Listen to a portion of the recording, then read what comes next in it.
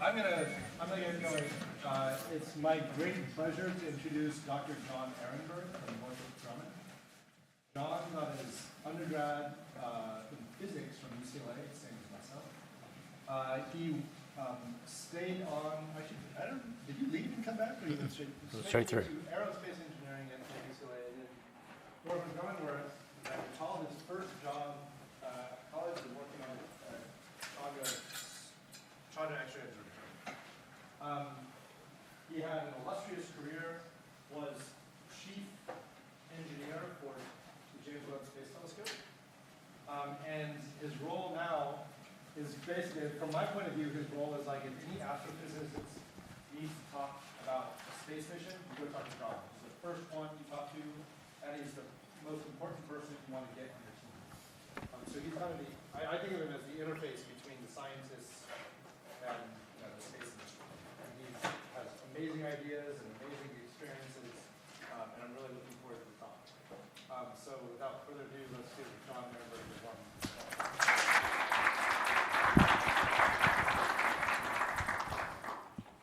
Thank you very much. And I guess the microphone is on. So I guess the first thing is I'm very happy to see so many people so close to finals. I hope to make this hour worth it. And apparently I need to weigh in that I'm a thin crust guy because apparently there's a thick, thin debate going on, so at least you know where the speaker lands. So I wanted to start off with this initial image, which some of you may recognize, some of you may not. This was actually the first released image coming from the James Webb Space Telescope during commissioning. It was not a planned release, but it's beautiful. It's beautiful in a number of ways. But this was a picture that was released to show that the telescope was aligned on axis. This is before the multiple field confirmation that we could focus across the field. And of course, this was initially chosen because it was an isolated, lonely star. And if you count very quickly, you will see that this isolated, lonely star is photobombed by what is up to a couple of hundred galaxies that heretofore were unknown to science. So that in itself is not why this picture is here. This picture, to me, expresses the fundamental optimism about ultimate success in a long process that is typical of missions. And so I actually printed this, and this is one of the pictures in my office that reminds me, no matter how hard it gets, we will be successful, and to maintain that essential optimism, which is part of the fuel that makes great things like Webb, like Chandra, like the missions that you will work on happen. So the title of today's talk is essentially Space Observatories, relevant to you. How do we leverage the lessons, the conditions of yesterday's missions to help build the systems of tomorrow? And again, I'm John Arenberg. I work at Northrop Grumman. My job is Chief Mission Architect. What that means in normal people speak is I'm the upfront person to help take a mission concept and give it bones, give it an architecture, look at the different ways we can do the mission. Does it fit the funding opportunity? What technologies do we need? What are the alternates, et cetera? And then should we be selected, then I stick with the program as an architect would, just like with a building. Okay, so I also want to call your attention to this picture because this basically summarizes my career. I do not have this one on the wall. It just goes on the computer. And this is the oldest black hole detected, and it happened to involve two of the missions that I was involved in. So, sorry, I just got to brag. And so there it is. But it also, again, is a reminder of the kind of business we are engaged in. So to establish my bona fides, I'm a second generation space kid. My father was in the early space age, as you'll hear me describe it later in the talk, paleo space or space 1.0, where there was no specialized hardware, right at the cusp of transition from space 1.0 to mesospace or space 2.0. That's me at age 5, after I had just found out I could not be a Gemini astronaut because I wore glasses, and I had decided to become a scientist. Didn't know the difference between a scientist and an engineer, so don't pick on 5-year-old John too hard. I'm reasonably close, and I've been there ever since. And like I told the Astronomy on Tap group, for those of you that get bored with this talk, you can go try and figure out who my little brother is, because chances are you've seen him before you've seen me, and I will leave that there for you. So my career involves that early career decision. I'm a product of California public schools. I went and grew up in Santa Monica, where I graduated from high school. I was the student body president. Just keep that in mind. Went off and studied physics and engineering at UCLA, had an internship that guided my career, and actually started at Hughes Aircraft. So I'm actually, believe it or not, got a degree in plane label engineering, but my major was laser engineering and physics. Wound up coming to TRW, being assigned to an X-ray mission when the laser program I was assigned to, contract never got signed, and then it was off to the races with lots of work on Chandra, some of our chemical laser products back into space, on the space station, mission development in the early 2000s. This is Constellation X, the TPFC, invention of the star shade, and then a good chunk of the last 20 years on James Webb, astrodecadal, inflatable telescopes, reactors on the moon, and a whole host of other mission concepts. So this is to give you a little bit of my background. Does two things, I hope. Number one, establishes my bona fides to be able to talk about mission development and learning from the process. And number two, I hope it helps the students realize that there are many paths to working in this industry. There's not one unique, special, magic path. It's really more about willingness to work and learn and grow in various directions. So I do want to remind you that astronomy, astrophysics is fundamentally an observational science. Discoveries and progress have been made because hardware gets ever and ever better.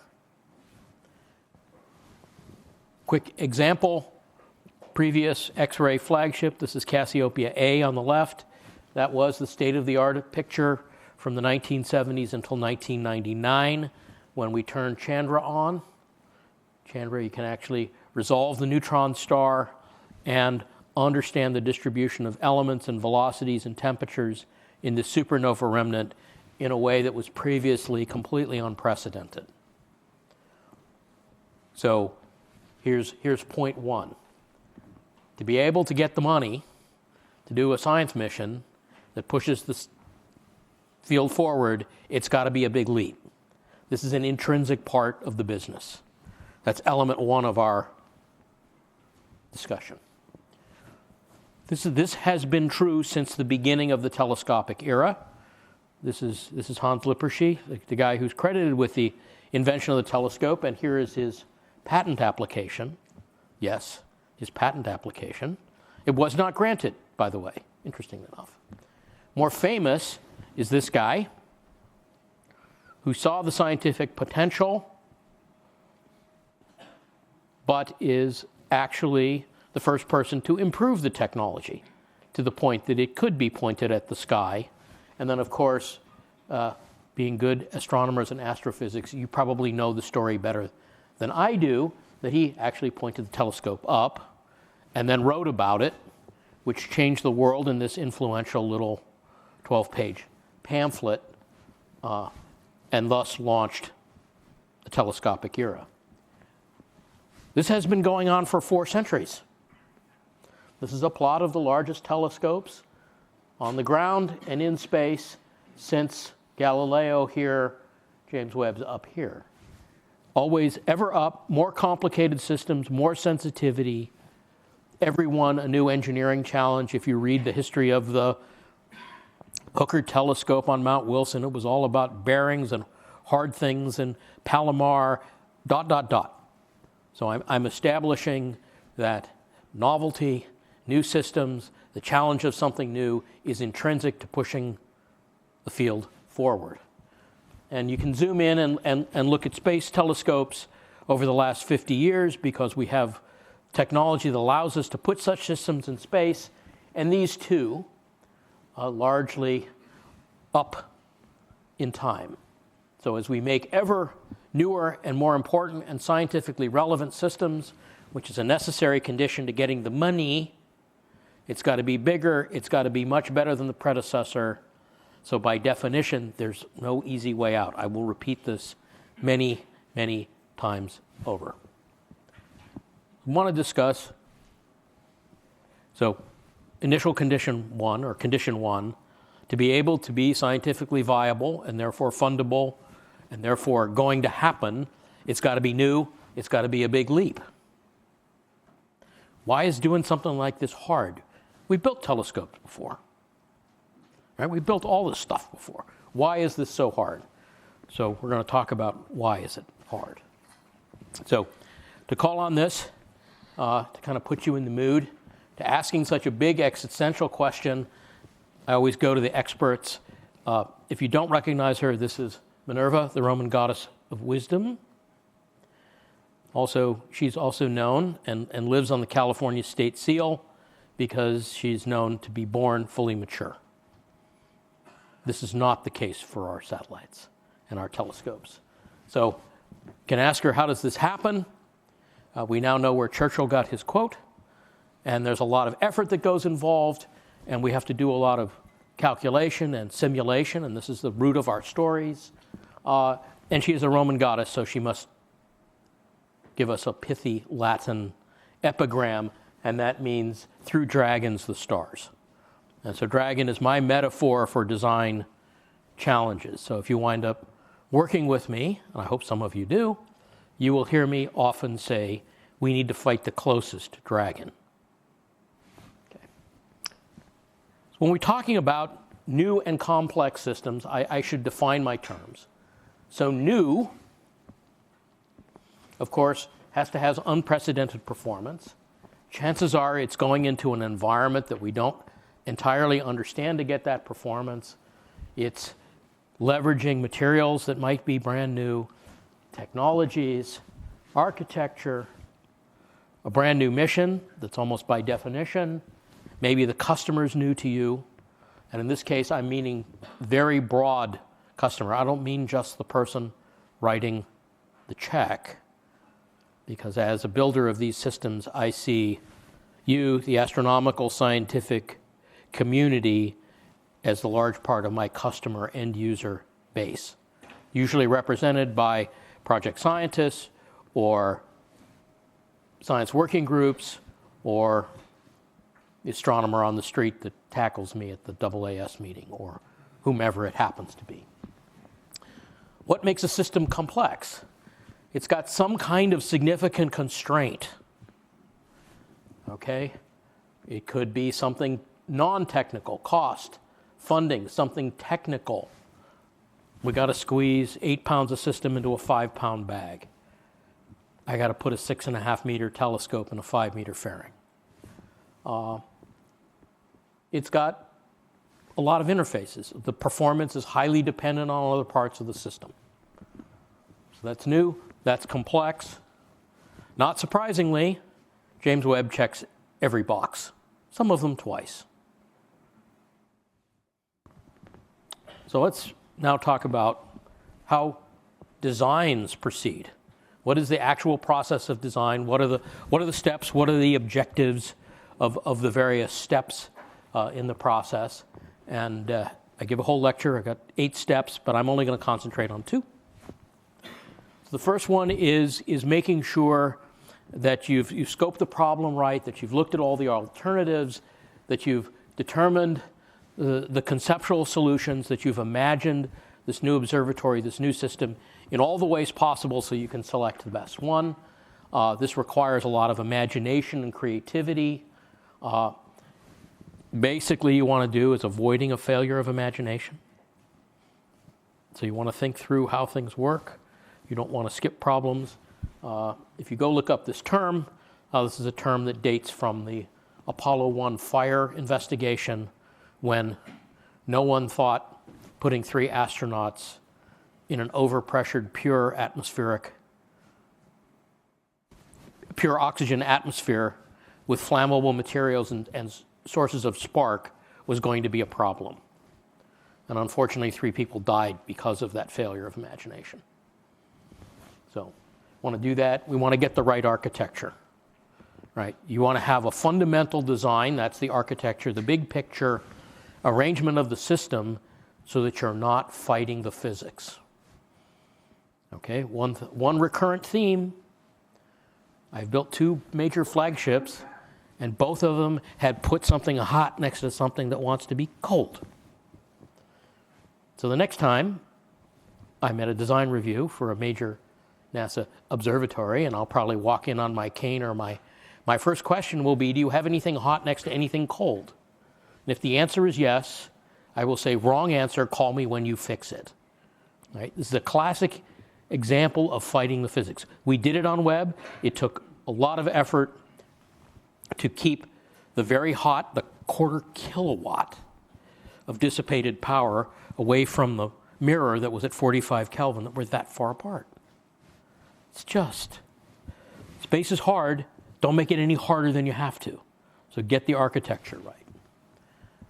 Want to understand how the design works? This is my main point. And it enables you to know how it fails.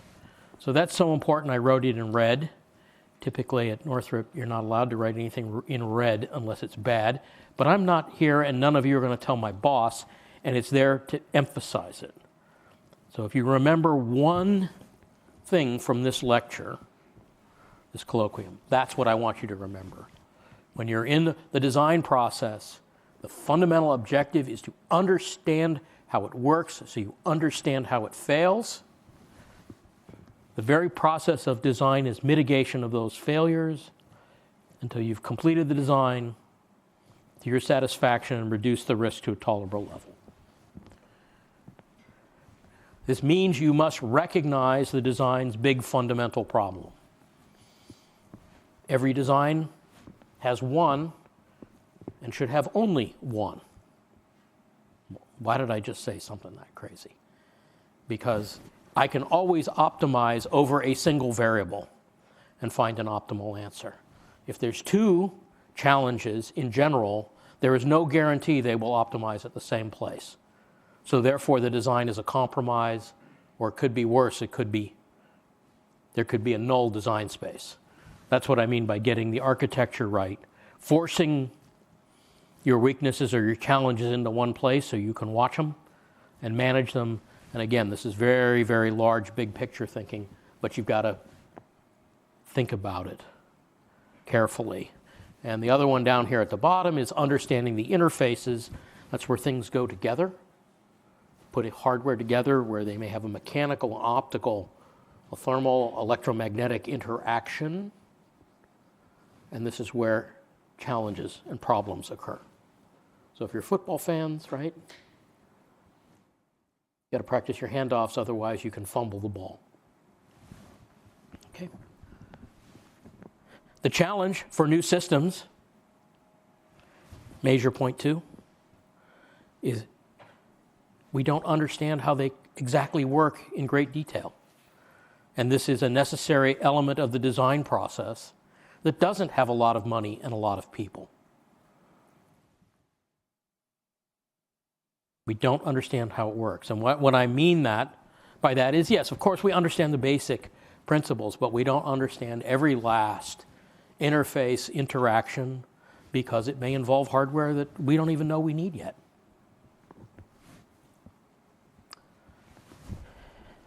Unlike the movies, I'm not Gene Kranz or Ed Harris, and I can't bark at you and say failure is not an option. Failure is always an option. You should be terrified. Okay? But there's two ways of handling it, and it comes from two main sources.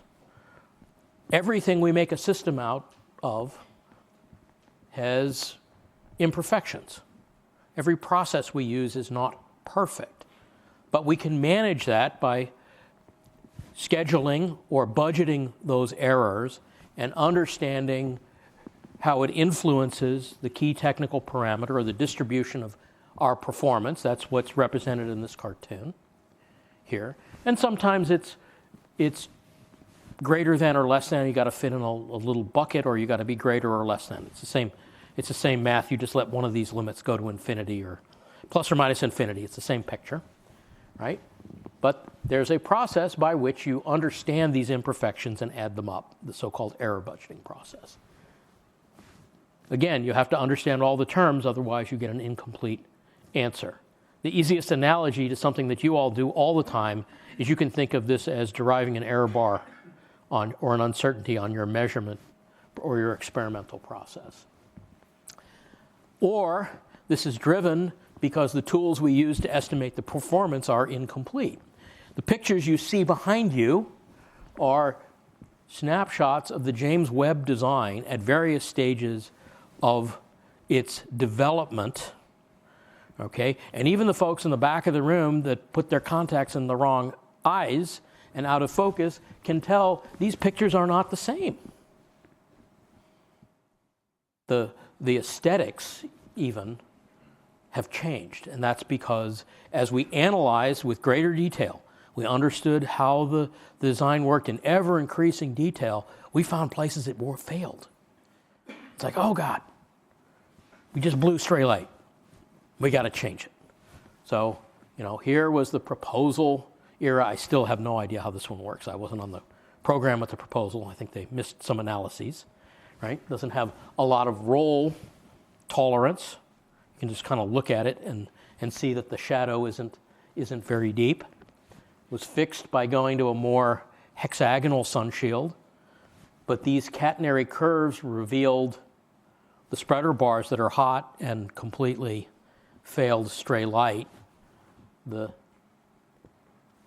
solar arrays are on the outside of the lateral sides of the spacecraft and cause the spacecraft to overheat. That's not good. And then my favorite is momentum was going to be managed by adjusting the front part of the sun shield. A very complex activity that had the benefit of it didn't work. And it screwed up the thermal. So we got rid of that bad idea and went to a fixed sun shield with a tab to adjust the center of pressure over the center of gravity, over the field of view, sleek, what we called light lines or edges that then closed out the stray light, and a solar array out the back that didn't choke off the spacecraft radiators. What you don't see here is a detailed, accurate, final stray light closeout that we called the frill. And then finally, if you look very carefully, I'll just tell you it's there, you can just take my word for it, was a deployable radiator that solved our issues because the instrument radiators were seeing too much of the sun shield and therefore had an unfortunate interface or interaction. So this actually happens. We go through, you look at the design, oops, it's not working, you fix it. Okay, element 2 of our story. The thing that connects this is calculation. Depending on the audience, it's either modeling or simulation. You take out your physics, you do the math, you make the prediction, right? And as we're working our way down, these models get bigger and more complex. And as you'll see, there's a consequence to that. Okay? So, being an engineer and being a visual communicator, I have to make a plot of everything I just said. So here's my attempt at the plot. So modeling, that is the ability to simulate or predict what's going on, changes from the beginning of the program when you're in the napkin stage to when you're deep into the operation stage. The models get more and more complete, and they get higher in accuracy and more precise in terms of their fidelity. Now, you can also think of these in terms of the types of questions that we build. Back here, in this ideation phase, missions and mission concepts are fighting for their lives. They're trying to establish their scientific promise and trying to show that they are worthy of the funding slot and not the guy next to them. Right? It's all very fun and polite, right? But it's deadly serious competition, right? And so for that, you need modeling that you can change the architecture and the arrangements, and it's got to go fast, and there's only 5 people in the PI working on the program, and nobody has any money. So models here tend to be whiteboards and spreadsheets and rules of thumb and things that are quick. These are not 100 million node models, right? As you move into a proposal, it's which one should we build? Then once you begin the preliminary design and the detailed design phase, you're asking yourself, what is the distribution of systems that we could build? Then once you built it, you got to say, which one did I build? Right? Am I confident that it's working? Which one of these did I build? And then when you operate it, how is the thing we built changing? And how do I change the operations? And then that might give you ideas for the next mission. You can also ask a different parallel set of questions. I would have put them all on one slide, but then you couldn't have read them. That's why there's 2 slides.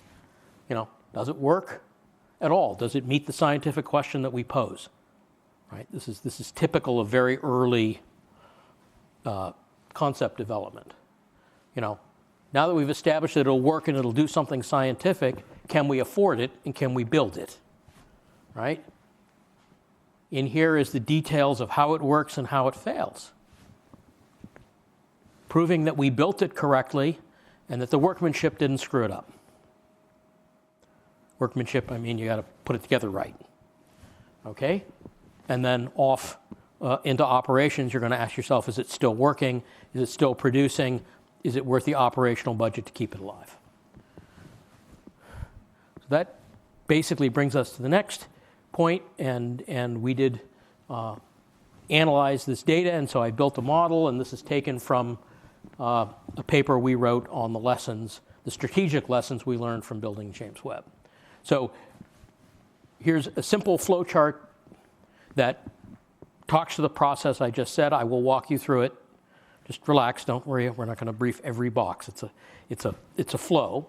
So we start with the system design. We have some version of the model. We understand how sensitive the performance parameters, which I'm calling these kappas, are.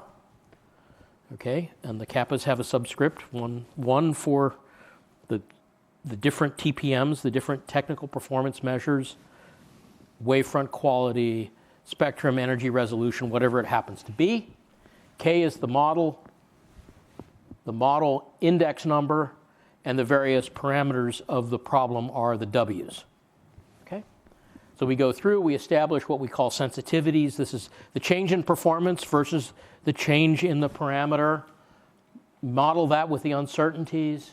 We get a system performance. At some time through this process, we set some requirements. We ask ourselves, are the requirements met? If the requirements are not met, we go back and fix the design until they do. And then we go ask ourselves, have we modeled everything in the design, everything that can affect our answer, which better be everything so you're sure you didn't miss a connection. Come back to that later. And then eventually you get out of this and you build the system. But this loop is the one we're going to examine a little bit more. So you can represent this by this equation. Now this is really a visual aid. We're not going to manipulate the equation, so don't freak. Okay?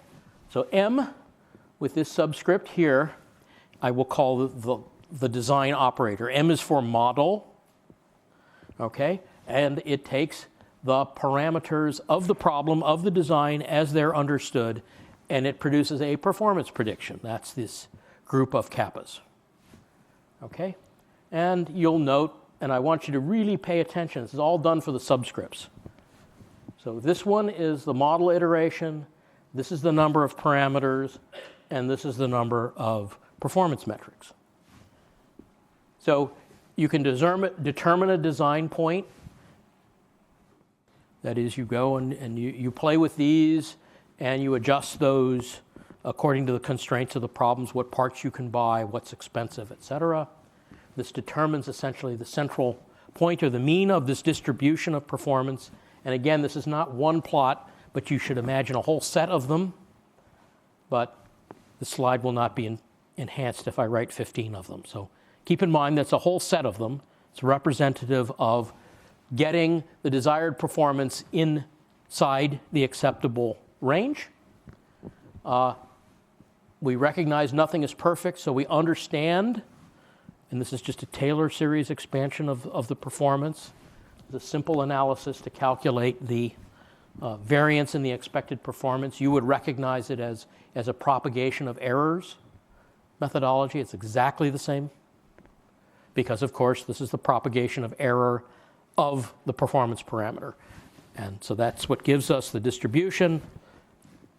And that's how we understand by connecting the parameters of the problem to the distribution of outcomes, which set of parameters and tolerances allow us to be successful. Okay? All the terms in here are sums. They're all positives. And you sum over all of the parameters of the system. So again, we do this and we can make some assumptions and invoke the central limit theorem and all kinds of wonderful statistics and come up with a confidence or a probability of being successful.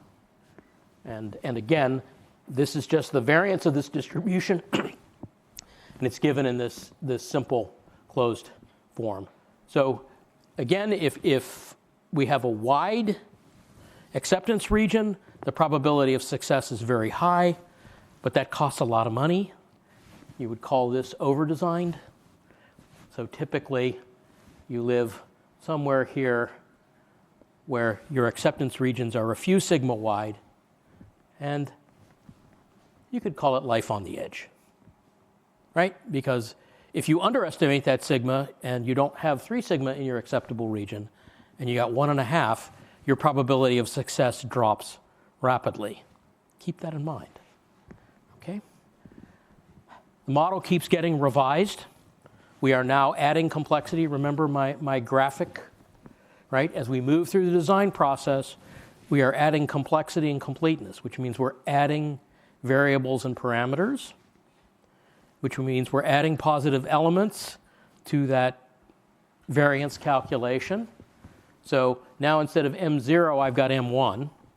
And yes, M1 is bigger than M0, so I'm adding here terms that are non-zero. So this term is getting bigger, which means I have less number of sigma in my acceptance region, which means as I mature the model, naturally my confidence in success will go down. All terms are positive, I just said that. This goes on and on and on and on and on and on until finally you reach the omegeth, the last version. Okay? And so now you fully understand the problem, you understand the connections, you understand the claims on performance. But you don't know that when you start. Okay. So now that's all wonderful, it's beautiful theory, it's very nice. So as I was once putting this together, I imagined I was briefing. I had my time machine and I could go back and brief my James Webb program manager, who's a very smart guy, but not a physicist. And I can tell you exactly what he would have said. He would have looked at me and he would have said, John, it's wonderful theory, but does it happen in real life? So this is inspired by my program manager, Scott. So one simple example, I showed you the evolution of James Webb in pictures. Chandra started out life, it was going to be a multi-generational observatory with replaceable instruments in low Earth orbit, and it was going to look like Hubble. And this is a picture out of our proposal. And here's instruments that were going to be serviced by the shuttle, and so on. And after we started to go through the development, the phone rang, and it said, remember that $5 billion I got for your X-ray telescope? Don't got that. We got $1.5 billion. If you can make it work for that, that's not 30% less. It was 70% less. So the team was stubborn enough to say, yes, we can figure it out. We can re-architect it. We can redo it. This is one of those disturbing factors along the design. We had a design that was now no longer compliant to the fundamental constraints of the program, and we wanted to be successful, and we reorganized it into a completely new architecture that has been working successfully for going on now 26 years. Okay, so we've already discussed the design evolution in Webb, so now I've shown you two sets of major flagships that were developmental and saw this fate of design maturation. This is such a typical occurrence that NASA even has a clever diagram for it. This is straight out of the NASA Systems Engineering Handbook. They've given it the name of the doctrine of successive refinement. It's very terrifying doctrine. Ooh. But basically, is you work through that loop and that flow chart that I showed you. I like to call this the cinnamon roll of progress, but that's my own little weird sense of humor. But it's the same thing. You go through, you do a modeling cycle, you understand it, you figure out where the system fails, you fix it, you go back, you do it again.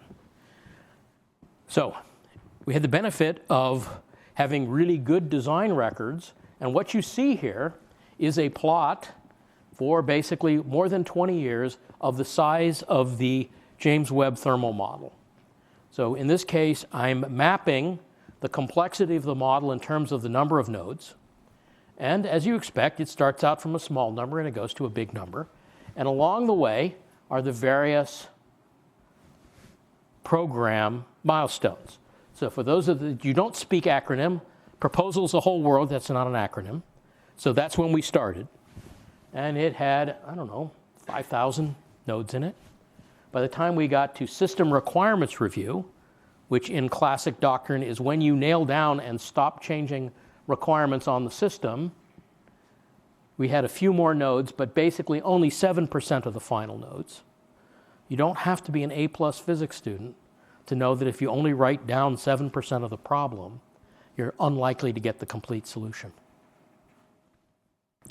Okay, and it proceeds along, and even at the critical design review, the model was only about 60% complete. Okay, so basically there's a deficit of knowledge represented by this term. So this is the final term, this is the beginning term in terms of that generalized variance of performance. Okay, and we don't know where we're going to end up.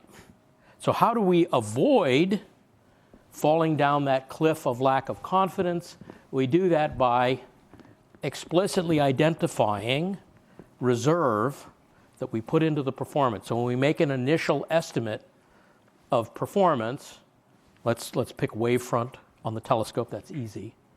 When we make that prediction, we better be nowhere near what we think the mission requirement is. So you talk to the scientists, need to be diffraction limited at 2 microns, that's James Webb.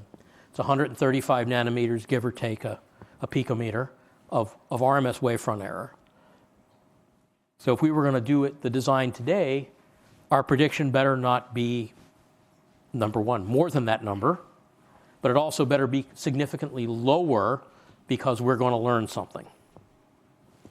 Okay, so that's how you fight it.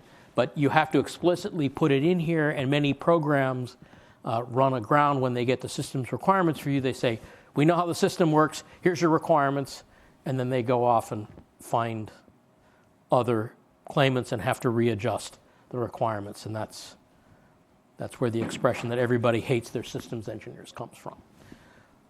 So in terms of perturbing what is essentially this mathematical system, there's two kinds of perturbations. Okay, for those of you that have taken quantum mechanics and you're familiar with what I will call regular perturbation theory. Okay, that means you can express the answer of whatever the math problem is in a nice, smooth, asymptotic series. Okay, so problems that have this kind of form, right? A simple equation where that perturbation problem, epsilon, is not of leading order. They're very smooth and they're very typical. So this is, slow erosion as we add a little bit of terms and we realize that the emissivity or whatever term we had in our well-known, well-understood model has gotten a little bit better, a little bit worse. This is typical.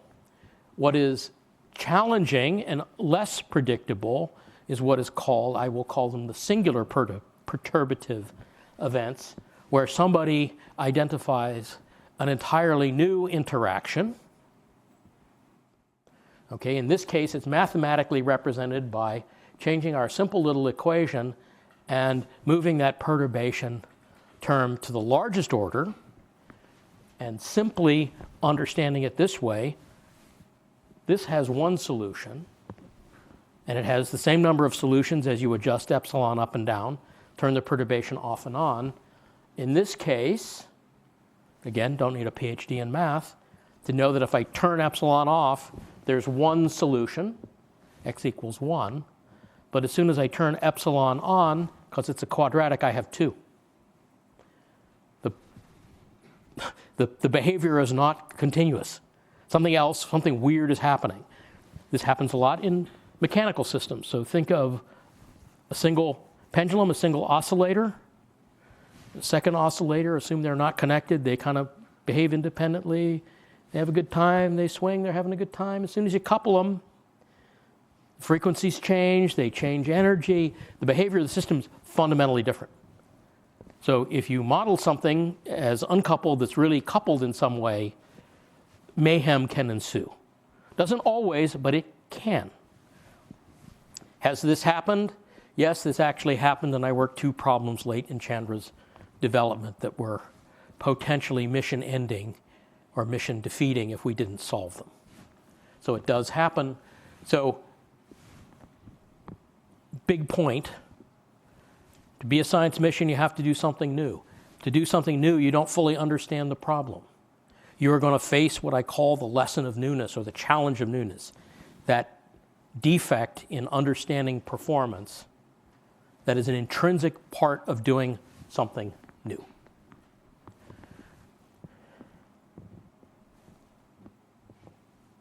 Work hard, you'll be successful. So I put this picture from James Webb to remind myself that despite the fact that we went through all of that, in fact, we did not draw that plot of the size of the model, of the thermal model, until after launch, and I was writing the paper. Because quite frankly, I didn't have the time to sit and think about it. I do now. I will never forget that lesson, and I'm out telling as many people that will be the designers of the future, don't make the mistake I did by not recognizing it. Go make a new mistake, go make your own. Because I would have behaved fundamentally differently, especially at Change Control Board, when all of my fellow team leaders were yelling at me that systems engineering was changing the requirements. I would have barked back, we're not changing them, we're finishing them. And look, the model's getting more complex. You're a good engineer. Why in God's name did you think they were perfect before? But I was not armed with that knowledge. So that's the lesson, right? And so that requires managers and leaders that understand this problem so it can be managed. It is not insoluble. It's only insoluble if you do not recognize it. So this is to remind us of that promise. So tomorrow's system, Habitable Worlds, selected by the decadal.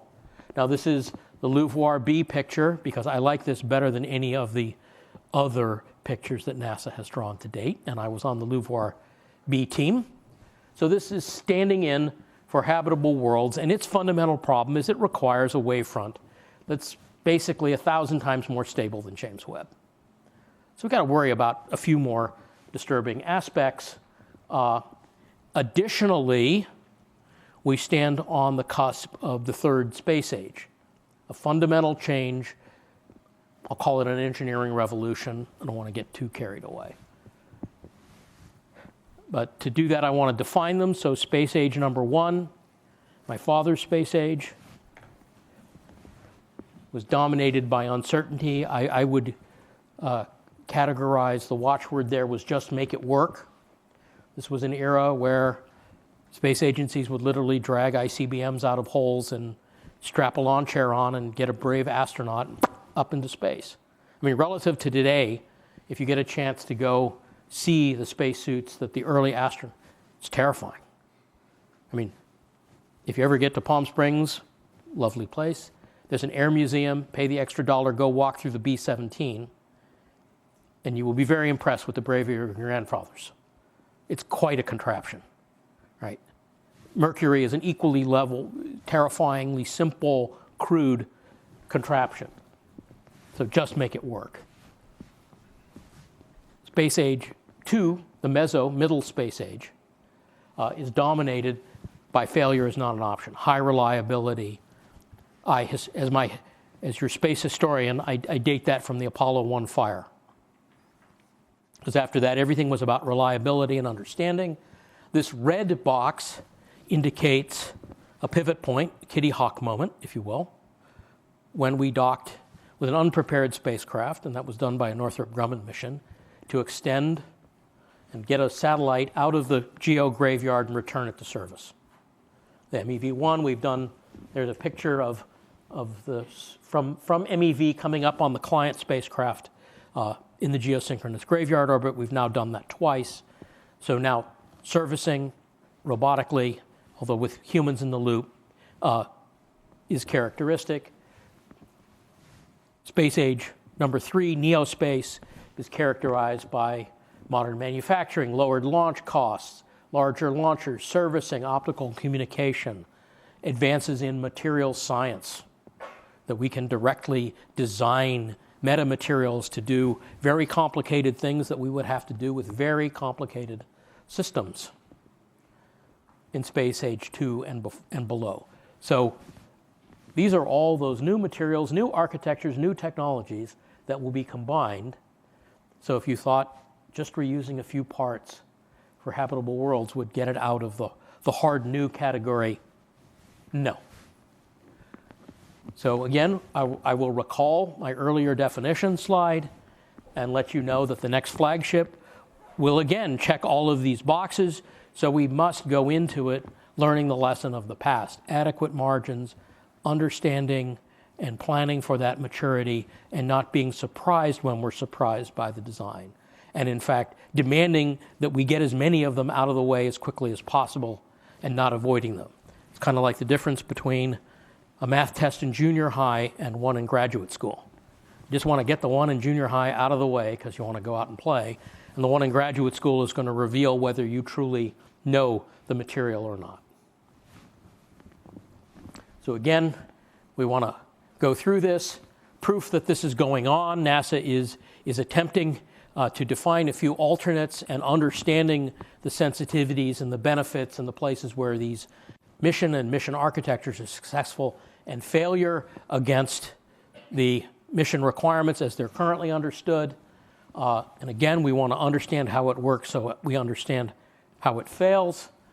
In my own particular work, this is a poster I did for SPIE 5 years ago now, a long time. Gives you an idea of how long these developments are. But the title of this is called Understanding Ultrastable Telescopes Turning Over All the Rocks. So it's a summary of where I thought those effects that would affect performance. What do I have to include in that analysis of performance? And one of which we can't avoid, is micrometeoroid-induced disturbance. This is not damage. Damage is already on the list. That's obvious, right? But this is collisions, not on the optical surface, that deliver kinetic energy that then make the telescope rattle. So you can, again, make a simple model. Think of a spring and mass system, and you equate the stored energy with the kinetic energy, and say the amplitude of that spring disturbance can only be a picometer, and you find out that everything, including the really, really tiny dust, has more than the 50 femtojoules you can store in the structure. So then it says, oh, we need a shield. So now the engineer in me kicks in. What does a shield look like? Well, we want to make it light, so we want to make it out of thin materials, gossamer. So what happens when the angry sand hits and fragments? So we actually went down and did some measurements, and it does break up, and it does break up into a power law. And believe it or not, those get distributed as a Rayleigh distribution, indicating that two-dimensional independent random components of the velocity, and we can begin to understand what happens as it moves through in terms of getting ground up in successive fragmentation, eventually leading to a design. Of late, and the proposal that I will work on when I go back to the hotel tonight, is what happens now when these micrometeoroids impact the mirror and change an otherwise perfect mirror into one that is wounded, that will now couple other parts of the sky other than the target into this exquisitely delicate, balanced optical instrument. And how much of that is tolerable? I have my little friend here. His name is Pyewacket. He likes to help me work. Right? Reminder that I don't ever do anything by myself. Right? And so that as we move forward to develop habitable worlds, I will quote Eric Smith, the current NASA headquarters program scientist, that these sorts of things are not only rocket science, they are social, and they are large team efforts, and here's some pictures of the Habitable Worlds team. So everybody learning the same lesson and pulling together is how you complete these models and essentially progress. But the people is a very important part of it. So I want to return to the initial optimism. Now maybe you can see why I opened optimistically, because some of you are probably holding your heads. How do we ever get this mature enough? Oh my God, it's terrifying. Yes, of course it is. Right? That's also the fun of solving it. But one of the ways you get to the end is by having confidence that you will get to the end. So I think it is absolutely as important to be continuously and guardedly and informed optimism is as important as technical virtuosity to complete these programs. And with that, I will say thank you for your attention.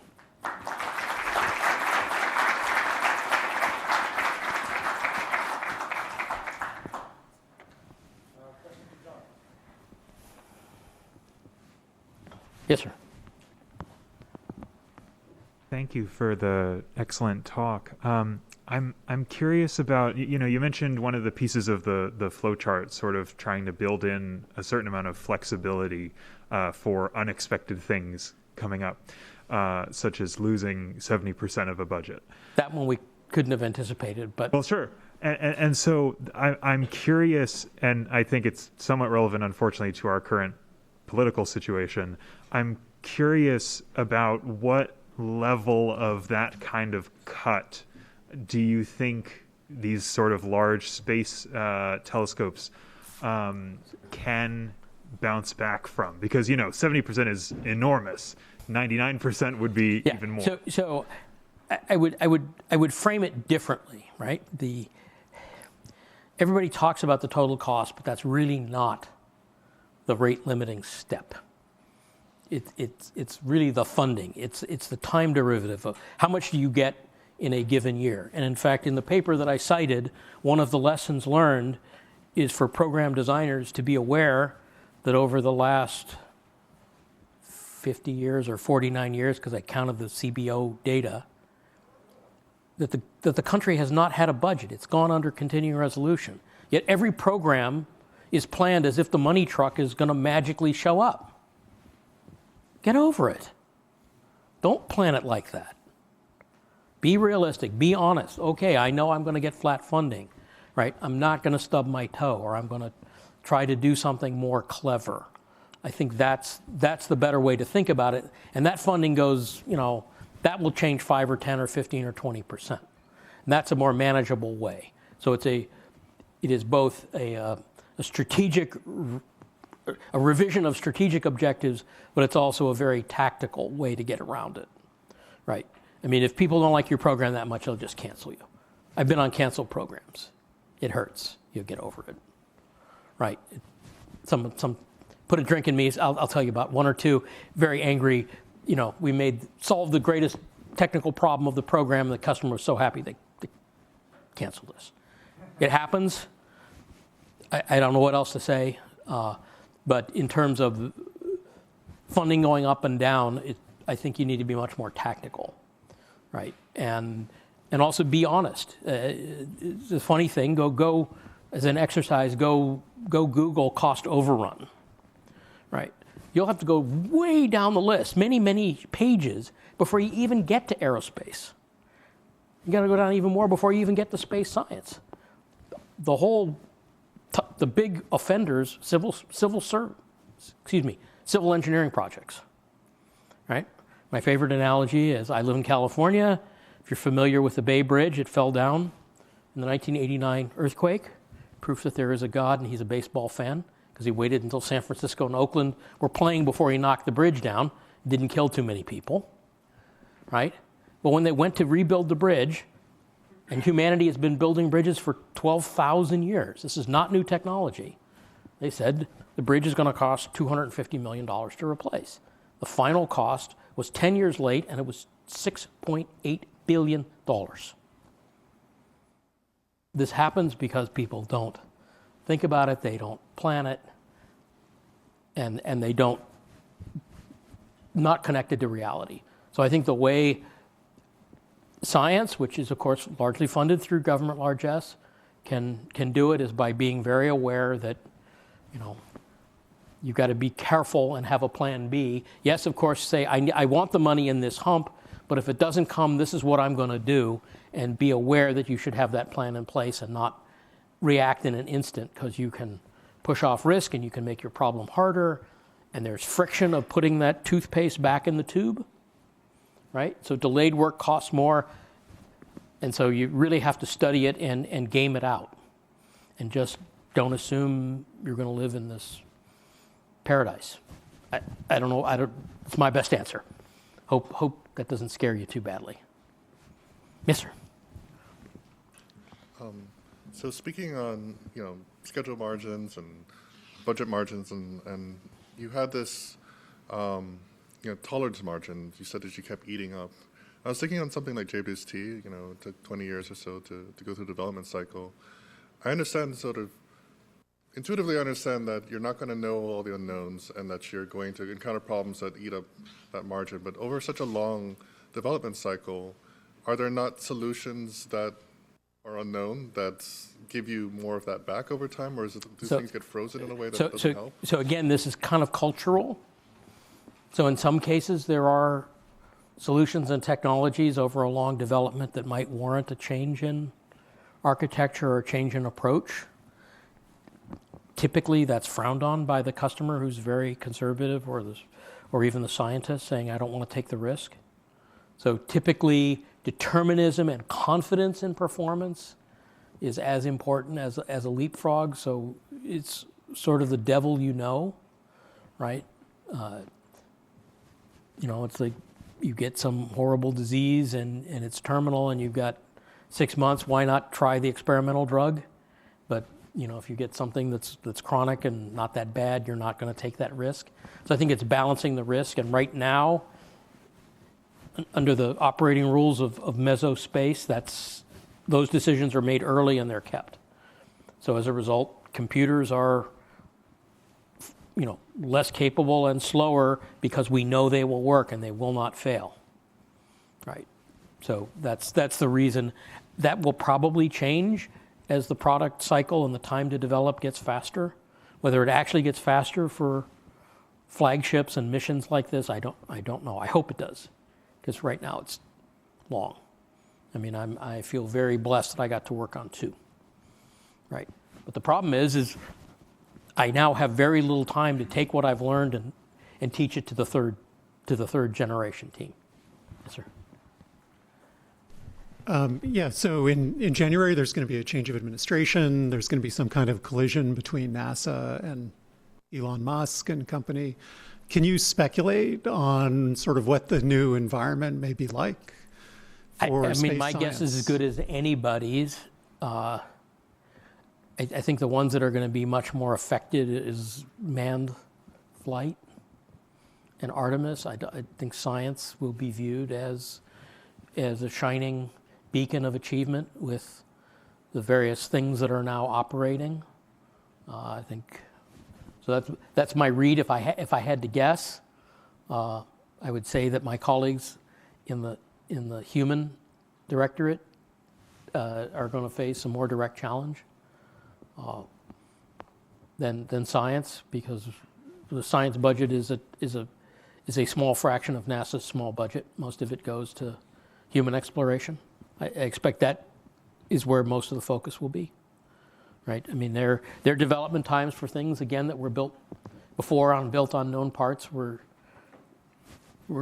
quite long, right? Almost no reason for it. So I expect that's where the focus will be. I hope I'm right. We're a little bit past the hour. John has gaps on the schedule, so if people need to go, don't go back.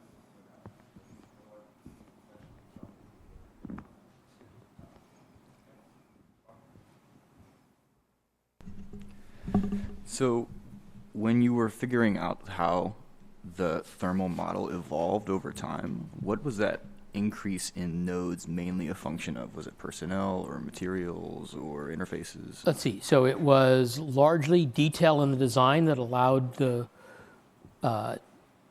model to be nodalized on a smaller spatial scale, or a demand for a smaller spatial scale temperature. It's worth noting that the equivalent number of nodes in the structural model is closer to 6 million. So one of the key problems in understanding the thermal deformation is kind of mapping those models one onto another. I'm kind of hoping that the future of AI and machine learning will take some of that tedious, horrible, expensive craft work out of these kinds of models, but that remains to be seen. So if we go back, and let's see if I can pull that up.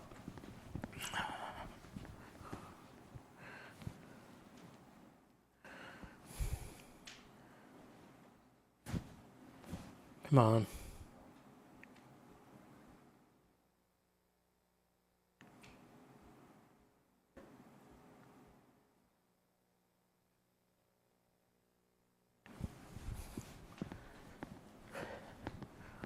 So you see this wonderful jump here, for example. What was happening at that time is, as we were getting ready for the critical design review, our radiator margins, because we had the radiators on the side of the instrument module, they were oscillating, and we were oscillating from you're okay to you're dead to you're okay, you're dead. It's tiring.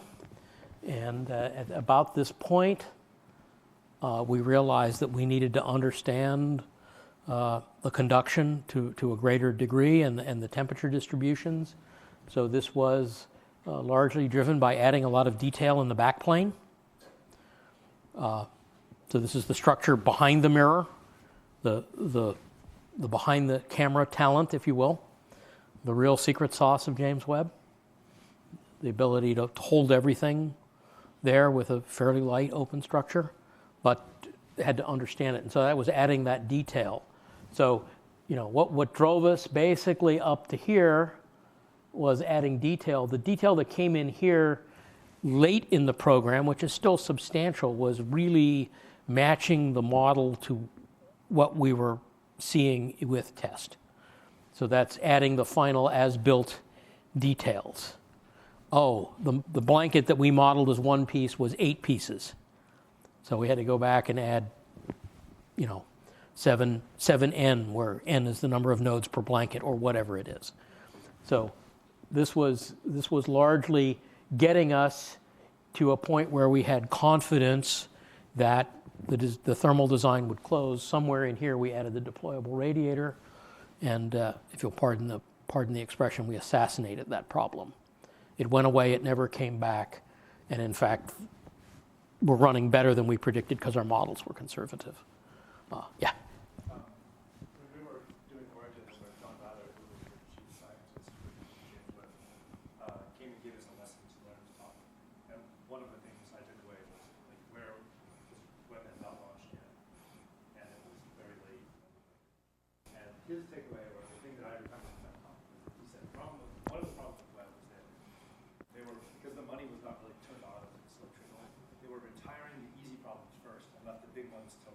And is this So we, about to do that all over with Habitable Worlds? I hope not. I hope not. I think the term that the program manager from NASA used was captured ground. So make progress where we could. I personally think that the real, huh? Or the capture ground for Webb or capture ground for Habitable? For Webb, right? So I think, you know, if I had to go back and give my younger self advice or whisper to John, is to avoid the hubris that we all thought we understood the design better than we did.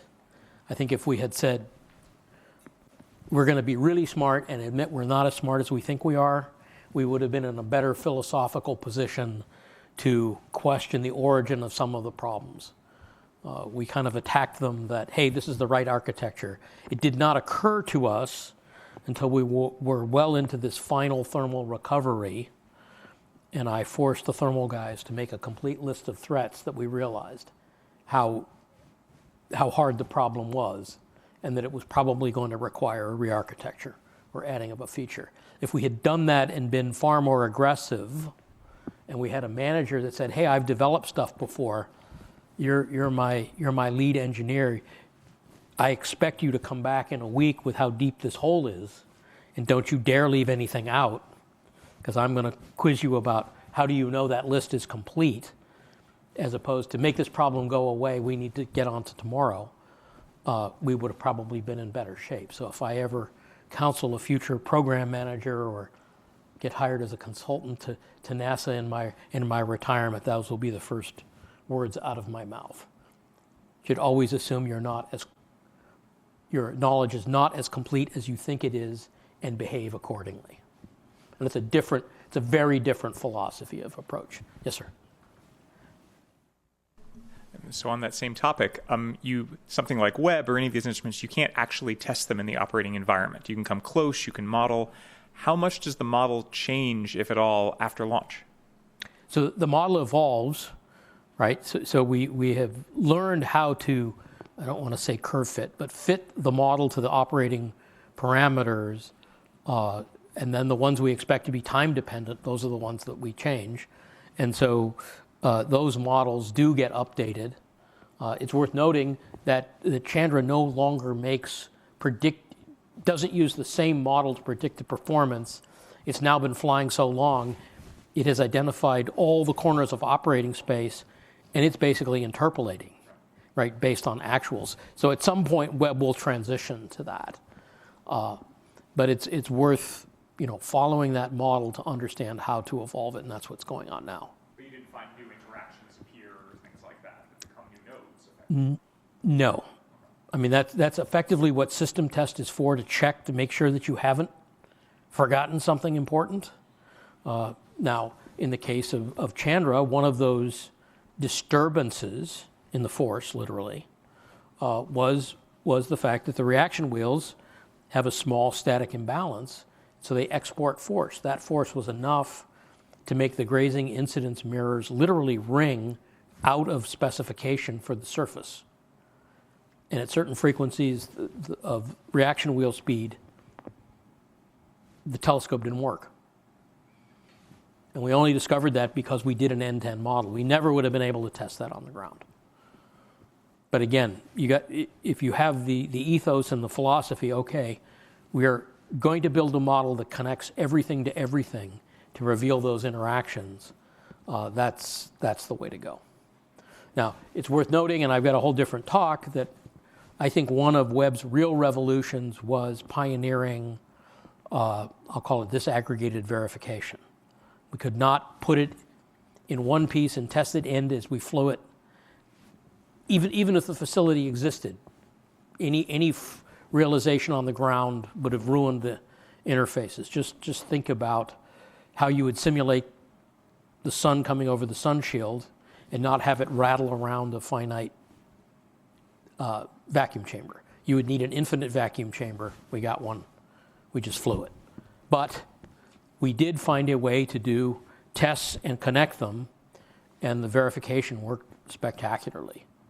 So that is definitely, in fact, it's something we're proposing studying for habitable worlds. How do you verify that stability that there's no way you're going to test it directly end to end on the ground? And that will be a key driver in the architecture, because the architecture will have to be fundamentally testable.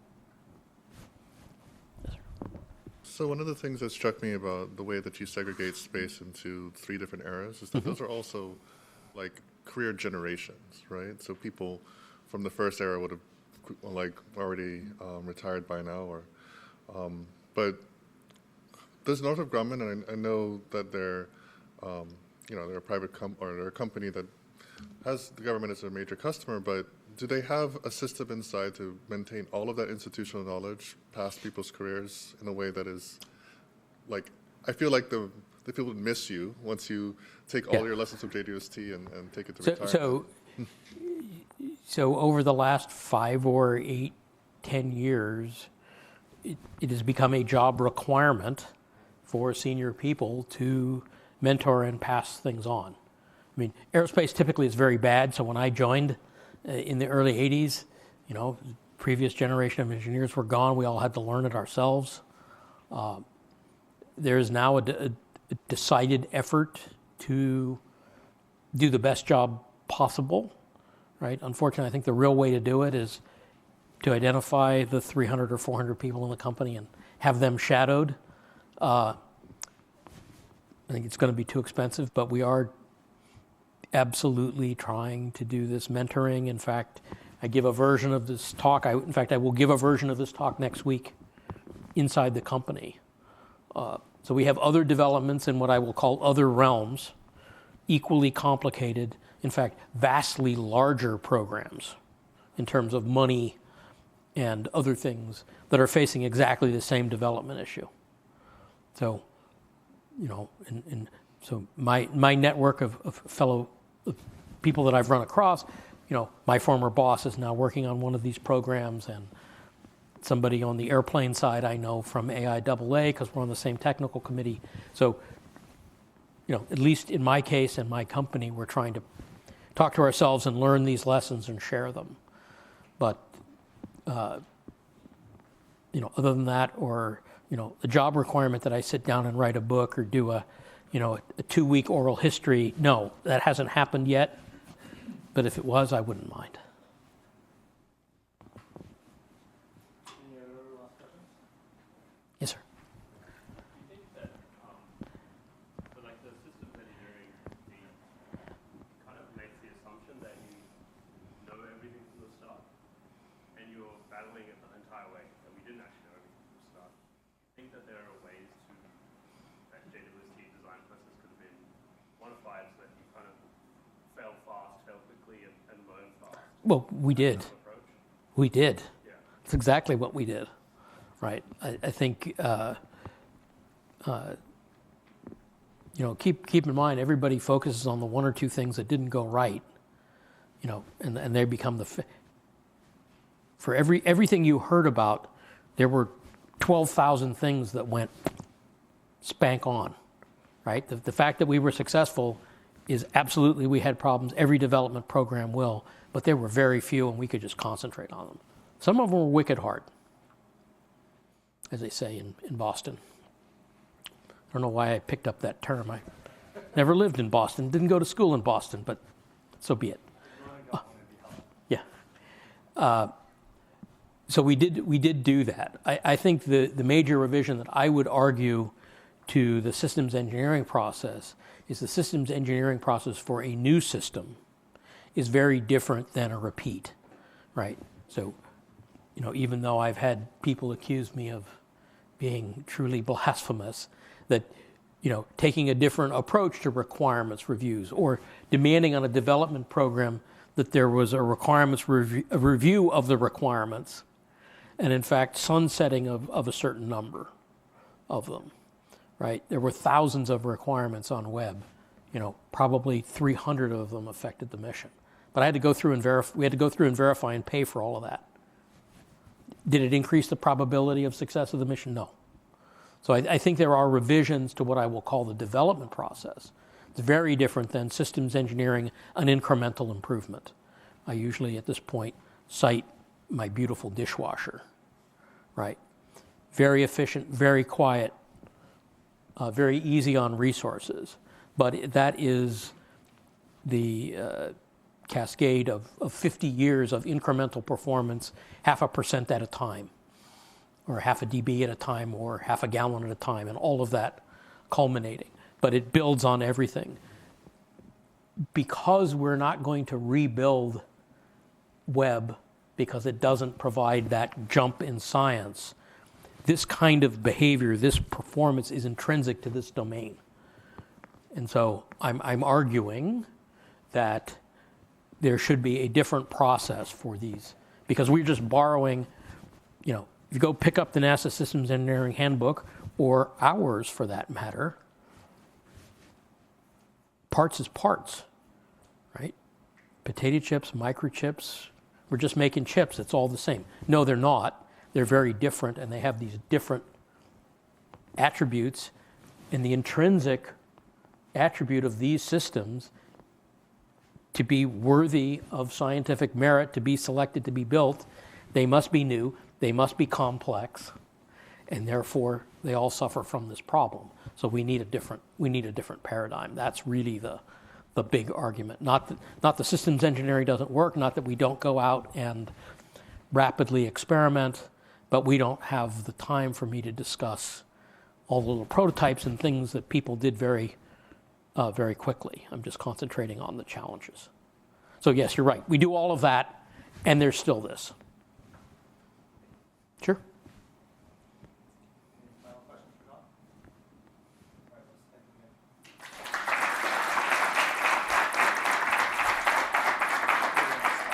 again. Thank you.